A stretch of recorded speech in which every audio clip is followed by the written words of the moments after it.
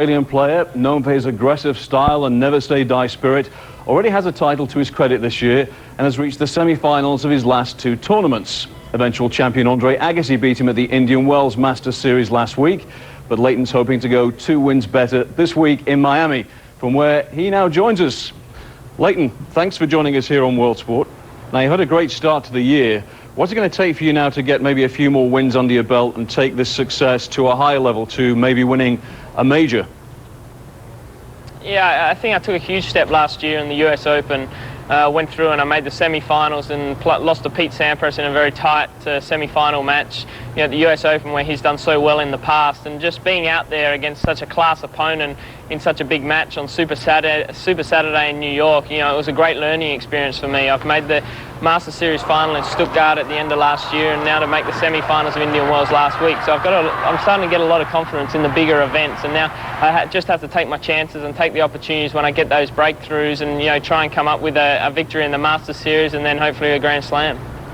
Now, whenever I see you, you're always a friendly, affable kind of guy. You're very confident on court, but some might say your confidence sometimes maybe comes across as a touch cocky, maybe. Do you think that's a fair comment or not? You know, I don't think so. You know, obviously, you know, I believe in myself and I believe in the ability that I have, and, you know, I go out in every match that I play, every time I step on the court, and give 110% every time I go out there. And, you know, I think the fans love it as well. Just to, you know, I like to play with a lot of emotion on the court and get the crowd involved, and, you know, that's when I play my best tennis. And, you know, it's got nothing to do with my opponent or whoever, but, you know, I feel like that's when I play my best tennis. And, you know, I think it's good for the game to have some quieter guys on court, you know, whether it's the Sampras and that, and then you got Safin, who shows a lot of emotion out there as well as myself.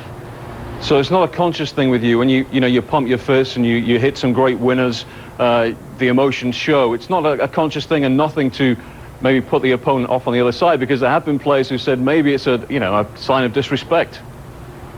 No, you know, it's just something that's what I did in the juniors, that's what I did in the satellites. You know, that's how I play my best tennis, and that's the only way I know how to play, you know, my best tennis. I go out there, and it's not something that you pick a point at 30-40 and you just want to do it.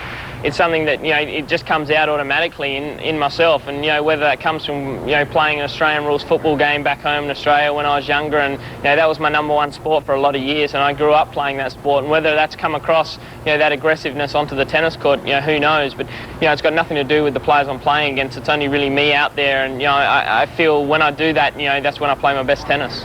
How big is the Davis Cup for you? Well, the Davis Cup for me is huge.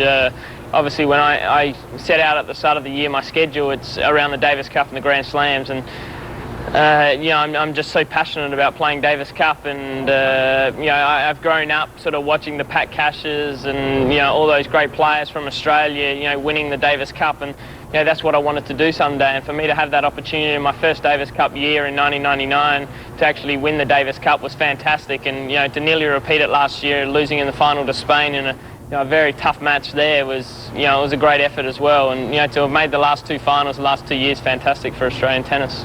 Well, Lleyton, we thank you for joining us, and we look forward to seeing some of those typical emotions of yours come out this week.